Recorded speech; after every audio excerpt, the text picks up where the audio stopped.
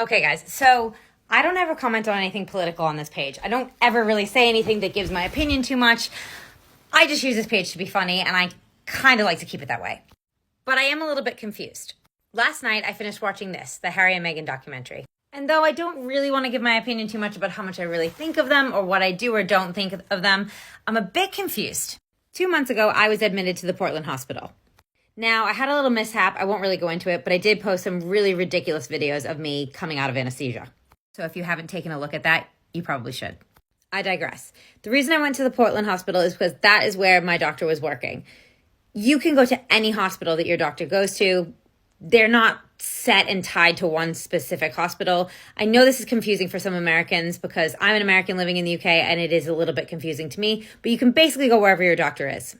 And Meghan said that that was a reason why she had to be at the Portland hospital and not the traditional hospital that Kate gave birth at.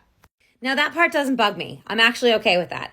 But what I am a little bit confused about is that when I went to the Portland hospital and I was only admitted as an outpatient, so I was there for a few hours, put to sleep, had a procedure done, and got to go home that night, but I never saw an emergency room.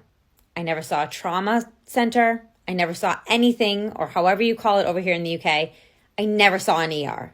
And I'm pretty positive that that's because the Portland hospital doesn't have an ER. Now, I don't know for sure. I'm not positive. I don't know the ins and outs of hospitals or things like that. But I'm pretty positive that the Portland hospital doesn't have an ER at all. Which makes me think, why did she lie and say that the reason why they couldn't do the photo call was because there was an emergency room? It would have caused traffic for ambulances and things like that. So I'm just confused. I'm just confused. I don't know why she would lie about it. And I'm not really sure if she really is lying about it or if that's what she was told.